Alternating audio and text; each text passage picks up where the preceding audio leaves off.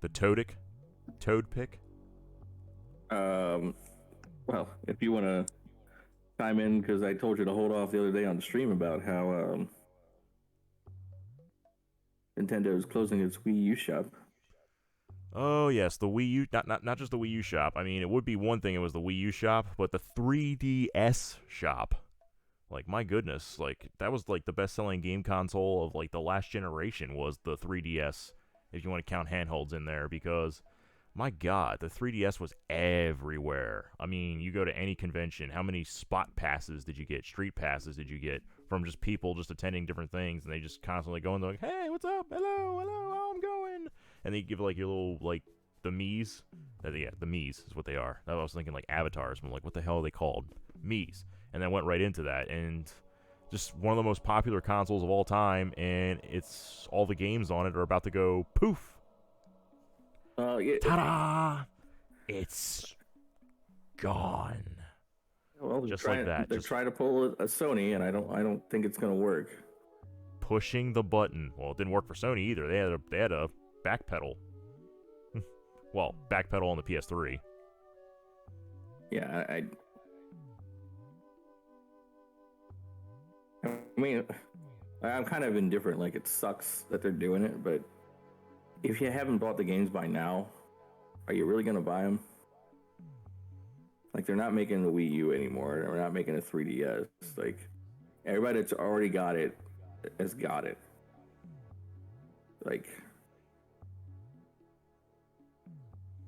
on that system, yes.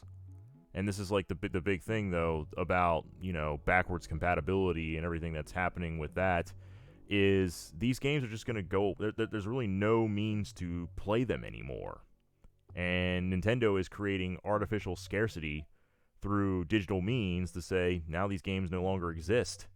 And what are they going to do to make them available? They had an FAQ there for a minute where they said, don't you have a responsibility to preserve your games? And they were just like, well, we're gonna, you know, eventually make them available behind our Nintendo subscription service. They eventually had to delete that FAQ because they got nuclear heat for that.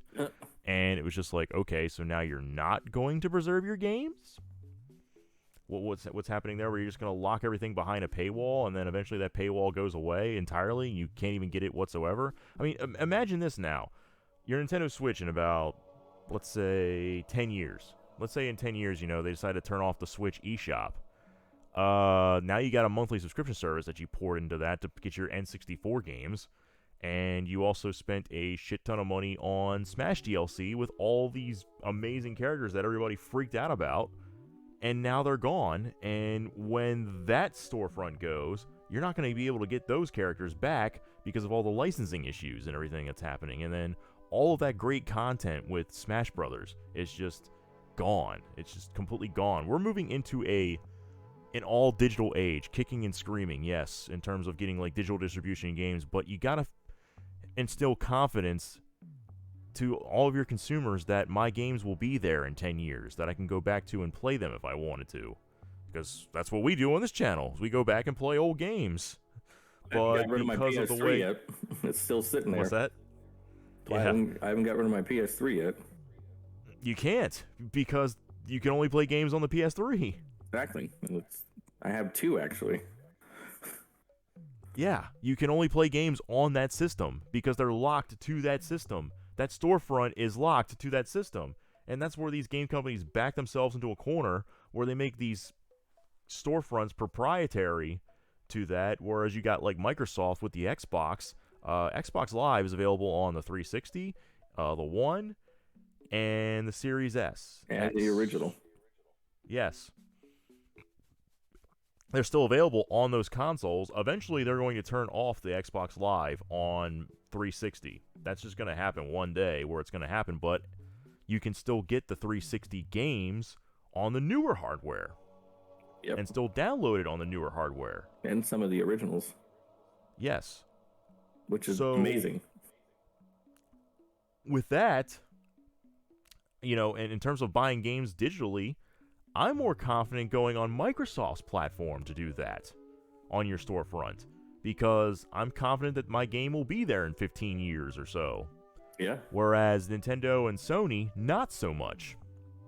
And that's the big thing that about this 3DS shop and the Wii U shop closing down, is the fact that, yes, you gotta eventually turn off the storefronts on these consoles because nobody owns these consoles anymore.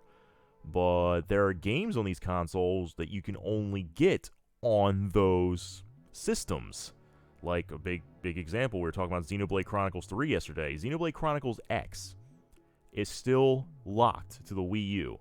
They didn't port it to the Switch like they did all the other Xenoblades. They just decided, no, this is going to be Wii U, because, man, that thing took too much advantage of the Wii U pack. You had to download data packs to enhance the game on a Nintendo console. Like, gigabytes of data packs just to make the game run a lot better on the Wii U, and they having a hard time getting it on the Switch, even though I think because Xenoblade Chronicles 3 exists, X is going to be able to exist later on. It's just, I want to be able to play that on another system, a modern system that I own and that I actually have hooked up. Yes, but make it available, because I would like to have that option.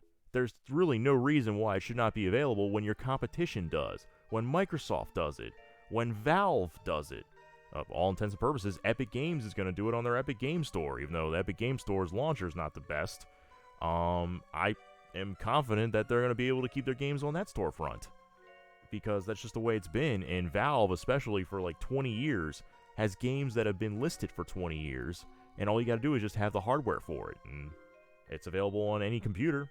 Any asshole has a computer now, so you can play games from 20 years ago pretty easily. And they've just made it available on each corresponding system.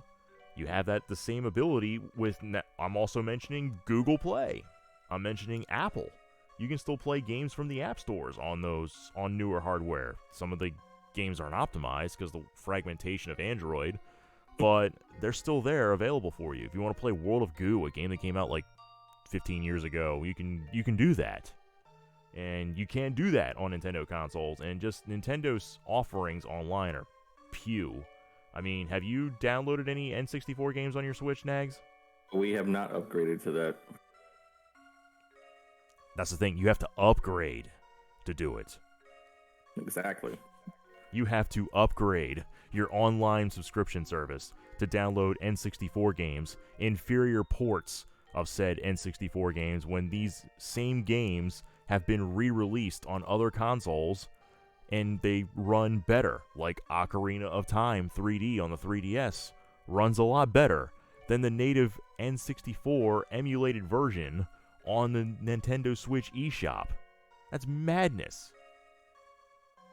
Well, it wasn't even a good port on the Nintendo Wii U when it came out. It was crap. Yeah. So it's just like, okay, here's these N64 games that you've played ad nauseum for years and with no real upgrades to them whatsoever. Like, oh, you get the digital functionality of that. I've been doing that with emulators in years, bro. What can you, the owner of the game, offer me that fans cannot? Yeah, like I feel like emulation isn't going to go anywhere, and I know they try to shut it down like all the time, but like it's like, why? You don't offer these games anywhere else. Like, how are people from a younger generation supposed to play them? No, it's not. And the thing is, Nintendo goes after the big bads that actually pirate their modern games and, actually profit off of them. Like that guy Bowser, he got fucking nailed to the cross, but he was making like millions of dollars off of pirated software. So yeah, they're gonna go after him and big fish to fry. But the emulator sites that we get our games from that are just more obscure, like the games you're never gonna be able to find again, like Pepsi Man. Those sites ain't going away anytime soon, because when you shut down one, 10 more take its place. Yeah, they'll just make another one. Yeah, like, they just have them on a dedicated server somewhere. They can just re-upload them real quick. They should. The feds raided the Pirate Bay. It was back online in like 2 days.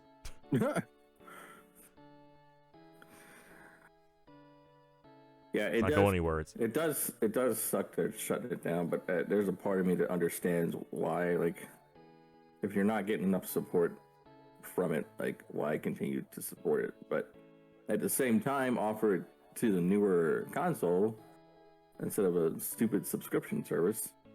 Yeah. Like in a day And then age, it's very limited. Yeah, in a day and age where you can actually like hold more of these games in your library because of the memory space is so tiny, and it's just fucking easier now. Invest that infrastructure to your cloud-based gaming on the Switch because it's garbage. Yeah, it is garbage. Get that working. The only good thing about it is the rewind feature. But you're not really playing the game as it's meant to be played anyway. Just I feel like that feature, it just makes it easier for players today to beat a game that you didn't have continues, or you didn't have a restart button, or you didn't have it make it so easy.